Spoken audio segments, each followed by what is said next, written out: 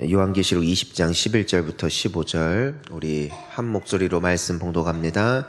또 내가 크고 흰 보좌와 그 위에 앉으신 이를 보니 땅과 하늘이 그 앞에서 피하여 간 데가 없더라. 또 내가 보니 죽은 자들이 큰 자나 작은 자나 그 보좌 앞에 서 있는데 책들이 펴 있고 또 다른 책이 펴졌으니 곧 생명책이라. 죽은 자들이 자기 행위를 따라 책들에 기록된 대로 심판을 받으니 바다가 그 가운데에서 죽은 자들을 내주고 또 사망과 음부도 그 가운데에서 죽은 자들을 내주매 각 사람이 자기의 행위대로 심판을 받고 사망과 음부도 불못에 던져지니 이것은 둘째 사망 곧 불못이라. 누구든지 생명책에 기록되지 못한 자는 불못에 던져지더라. 아멘. 할렐루야.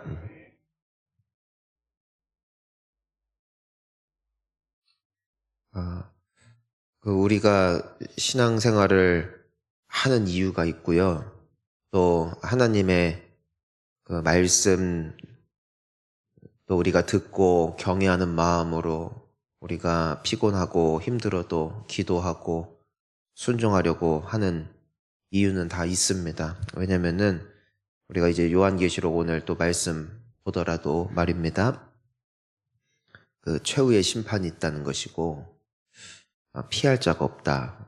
우리 11절 한번 다시 볼까요? 시작. 또 내가 크고 흰 보좌와 그 위에 앉으신 이를 보니 땅과 하늘이 그 앞에 피한 데가 없더라. 그 크고 흰 보좌와 그 위에 앉으신 분, 크고 흰 보좌는 이 재판관, 심판자를 나타내는 것, 그분만 앉을 수 있는 곳입니다. 근데 그 위에 앉으신 분이 예수 그리스도시죠. 우리가 항상 나눴지만 우리가 이제 어제 성탄절이었잖아요. 성탄절은 나의 죄를 사하기 위해 내 죄를 깨끗하게 씻으시기 위해서 이 땅에 오신 예수 그리스도의 탄생을 기뻐하는 날이 성탄절입니다. 즉 예수님은 오셨고 역사적인 인물이시고 역사적으로 죽었다 사셨으며 승천하사 지금은 하나님의 보좌 우편에 앉아 계심을 우리는 믿습니다. 근데 이렇게 인간의 역사는 앞으로도 계속해서 이어지며 앞으로도 영원토록 이어질 인류의 역사 가운데 오늘날처럼 우리처럼 예수를 믿는 자는 다 구원을 얻고 또 그분을 믿으면 삽니다. 이것이 영원토록 이어지는 것이 아니라 예수님께서는 그 보좌에서 일어나셔서 구름 타고 오시는 날이 온다. 그게 둘째 재림인데 그 예수님이 오신다니까 또 오시네. 두 번째 성탄절이 아니라 예수님이 두 번째 오실 때는 심판자로 오신다. 이제 그겁니다. 처음에 오실 때는 구원자로. 하지만 그 구원자로서의 예수 그리스도의 역할은 예수 그리스도의 두 번째 오심과 함께 끝이고 두 번째 오셨을 때는 구원을 위함이 아니라 심판을 위해 오신다. 그러니까 우리가 예수님의 신비입니다. 그리고 그분이 오실 날이 다가오고 있음을 우리는 알고 있죠. 그래서 그분께서 이 땅에 계시는 동안에 그 마지막 날이, 즉 그 마지막 날이라는 것은 예수님께서 오시게 될 때쯤이 됐을 때 나타나게 될 여러 가지 현상들을 우리에게 말씀하여 주셨고, 하지만 거기에 더불어 무엇이라 말씀하셨냐면은 그날은 아들도 모르고 천사들도 모르나 오직 하나님 아버지만 알고 계시다 말씀하심으로써 우리가 함부로 세상에 일어나는 여러 가지 정황들 또 상황들 사건들을 통해서 그분이 오실 날을 가늠하지 못하게끔 하셨어요. 그러니까 뭐 예수님이 말씀하신 거 보면은 뭐 지진도 일어나고 전쟁도 일어나고 서로 죽이고 미워하고 우린 그래서 항상 그런 것들을 보면서 말세다 주님 오실 때가 됐다 하지만 위험한 말입니다. 그런 말을 하면 안 됩니다. 지금보다 훨씬 잔혹하고 악했고 또 불안했던 시대가 있었고 그때 예수님은 오지 않으셨습니다. 지금도 세상이 흉흉해지고 점점 마지막을 향해서 치닫는 것 같지만 우리는 그 날을 예측할 수가 없어요. 주님은 도적같이 이르실 것이고 그 날이 이르렀을 때 그분이 앉으신 보좌는 이 크고 흰 보좌, 심판자의 보좌에 앉아 계실 것이죠. 땅과 하늘이 그 앞에서 피해 갈 수 없다고 합니다. 땅과 하늘이라 하면 그저 자연, 이 대지 모든 만물을 통틀어 말하는 것 플러스 우리 모든 인간들을 말하는 것이죠. 피하여 간 적 없습니다. 12절을 봅시다. 함께 읽습니다. 또 내가 보니 죽은 자들이 큰 자나 작은 자나 그 보좌 앞에 서 있는데 책들이 펴 있고 또 다른 책이 펴졌으니 곧 생명책이라 죽은 자들이 자기의 행위를 따라 책들에 기록된 대로 심판을 받으니. 자, 죽으면 끝인가? 안 그렇더라고요. 죽은 자들도 보좌 앞에 섭니다. 그러니까 죽음이 도피처가 아니에요. 죽는다가 피하는 것이 아니에요. 우리가 사는 게 힘들고 또 인생이 괴롭다 하여 스스로의 생을 마감하는 이들이 있습니다.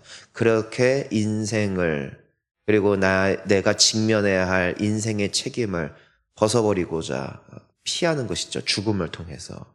이 세상과는 이별입니다. 하지만 우리의 영혼은 누구 하나 할 것 없이 다 그분의 보좌 앞에 서 있습니다. 자, 그런데 우리가 심판대 앞에 설 때에 참 오늘 이 말씀이 우리에게 보여주는 하나의 광경이 있는데요. 두 종류의 책이 있어요. 여기를 보니까 하나는 책들, 그리고 하나는 책입니다. 그러니까 하나는 복수로 쓰여졌고 하나는 단수로 쓰여졌는데 이 책, 단수로 쓰여진 책은 생명책, 어린 양의 보혈로 또 하나님의 자비와 긍휼로 인하여 은총을 입은 자들, 불쌍히 여김을 받은 자들, 그리고 구원을 받은 자들, 그들의 모든 이름이 쓰여져 있는 책, 그것이 하나의 책, 생명책입니다. 또 한 종류의 책이 있는데 이건 하나의 책이 아니에요. 책들이에요. 근데 그 책들에는 무엇이 기록되어 있는가? 각 사람의 행위. 오늘 여러분이 새벽에 일어났단 말입니다. 오늘 여러분이 기도를 하고 있단 말입니다. 오늘 여러분들이 살아낸단 말입니다. 어제도 우리의 삶이 있다는 것입니다. 여러 가지 선택의 기로 앞에 우리가 서 있었던 것이고 그리고 우리가 그 순간순간을 선택했다는 것이죠. 하나님이 선택하게 한 게 아니죠. 우리가 선택하는 것이죠. 물론 하나님의 인도하심과 또 우리의 잘못된 선택에도 불구하고 그분의 자비하심과 긍휼하심이 우리와 늘 함께 하심을 믿지만 우리의 행위가 기록되어 있는 또 하나의 책들이 그 심판대 앞에 놓여 있습니다. 그리고 뭐라고 기록되어 있어요? 그 죽은 자들이 자기의 행위를 따라 책들에 기록된 대로 심판을 받았다. 우리가 잘 살아야 됩니다. 주님 앞에 잘 사는 우리가 돼야 할 줄 믿습니다. 우리가 말을 조심해야 되고 행동을 조심해야 되고 우리가 그냥 무의식 중에라도 말입니다.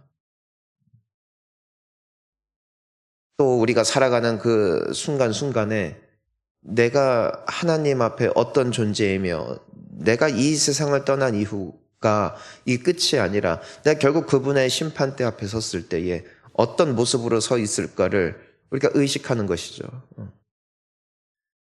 그 자들이 복이 있습니다. 이제 어제 우리 예배 끝나고 나서 그 원로 목사님께서도 축도하실 때 그런 기도를 하셨지만 정말 믿음의 선배들, 불과 몇십 년 전에 믿음의 선진들이죠. 우리나라에 있었던 저 하늘에 구름만 떠도 혹여나 저 구름 타고 예수님 오실까? 그분이 오실 그 날을 고대했을 뿐만 아니라 예비했던 이들. 그러니까 땅을 바라본 사람들이 아니라 하늘을 바라보며 살아갔던 사람들. 그들이 주님이 오실 날을 기다리는 성도의 모습이죠. 근데 우리는 너무 종종 땅을 바라보고 살고 때문에 그날을 준비하지 못하는 것은 아닌가 생각을 해보게 됩니다. 하늘을 바라보는 우리가 돼야 할 줄 믿습니다. 주님 오실 날을 고대할 뿐 아니라 예비한 신부가 돼야 됩니다. 그분이 오셨을 때 준비된 자가 되어 달려나아갈 수 있는 우리가 돼야 하는 것이죠. 자, 13절을 봅시다. 바다가 그 가운데서 죽은 자들을 내주고 또 사망과 음부도 그 가운데에서 죽은 자들을 내주매 각 사람이 자기 행위대로 심판을 받고, 자, 그러니까 죽음으로 그들은 피하지 못하고 다 심판을 받는데, 14절 봅시다. 사망과 음부도 불못에 던져지니 이것이 둘째 사망 곧 불못이라. 주님의 새 하늘과 새 땅, 주님의 나라가 임하는 그날엔 사망도 음부도 불못에 던져졌다. 그러니까 죽음이 없다. 그러니까 죄로 말미암아 우리는 죽게 되죠. 그 죽음도 심판을 받고 음부도 심판을 받고 모든 게 불못에 던져져요.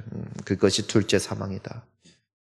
그 날에는 우리가 알고 있는 모든 어둠, 모든 고통, 모든 질병, 모든 애통과 고통과 슬픔의 눈물, 또 죽음조차도 다 사라지는 거예요.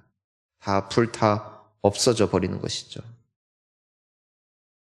자, 근데 15절을 보자고. 시작. 누구든지 생명책에 기록되지 못한 자는 불못에 던져지더라. 아멘. 아까 이제는 우리가 심판을 받는다, 행위에 따라 심판을 받는다 했는데, 뭐 칭찬받을 사람도 있고 책망을 받을 사람도 있을 것입니다. 그러니까 내가 천국에 간다고 심판이 없는 건 아닙니다. 천국에 가더라도 내 행위에 따라 주님께서는 칭찬도 하실 것이고 때로는 책망도 하실 것입니다. 칭찬받는 성도 되기를 축복합니다. 칭찬받아요, 칭찬. 칭찬받아야지. 그런데 우리가 그럼에도 불구하고 예수 그리스도로 말미암아 감사해야 될 것이 있습니다. 설령 내가 약함이 있었다 할지라도 천국 가는 게 최고입니다. 근데 누가 천국에 간다? 생명책에 기록된 자. 그 생명책에 누가 기록되는가? 예수 그리스도의 보혈로 쓰여져 있다. 우리가 6월절의 그 사건을 우리는 기억합니다. 이스라엘 백성들이 출애굽을 하기 전에 하나님의 그 이집트 땅 가운데 10가지 재앙을 보내시는데 그 마지막 재앙이 장자의 죽음. 하지만 하나님께서 이스라엘 백성들에게 살 수 있는 한 가지 방법을 알려주시는데 그것이 바로 문지방에 어린 양의 피를 바르는 것이죠. 누구라도 그 집 문지방에 피가 발린 자들은 죽음의 천사가 와서 그 장자들의 생명을 데리고 갈 때에 피가 있으면 넘어간다. 그러니까 이 6월절이라는 뜻이 그 넘어간 날, 넘어가신 날. 착하다, 의롭다, 주변 사람들에게 칭찬을 받았다, 사랑이 많았다, 인정이 많았다. 그것이 아니라 피를 보면 넘어갔다. 죽음이 말입니다. 나의 영혼에, 나의 심령에 예수 그리스도의 피가 묻어져 있다면 죽음은 넘어갑니다. 그러니까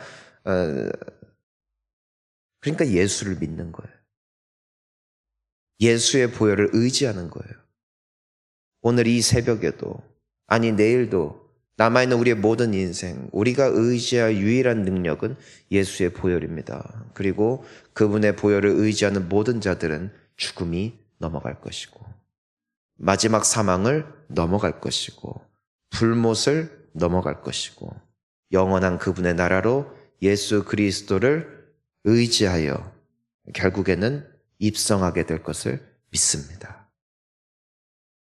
그러니까 예수를 잘 믿어야 되고 오늘도 예수가 필요하고 우리 주변에 있는 모든 이들이 예수를 믿어야 할 줄 믿습니다. 생명책, 그게 생명책. 생명책에 기록되지 못한 자들은 불못에 던져졌다. 그 불못에 사망도 음부도 함께 던져졌던 그 불못 말입니다. 영원히 타오르는 그 불못 말입니다.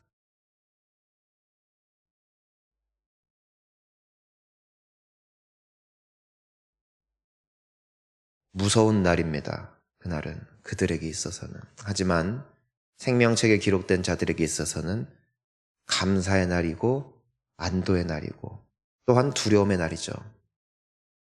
왜냐하면 그 모든 것을 보니까요. 우리가 주님의 말씀 앞에 다시 한번 섭니다.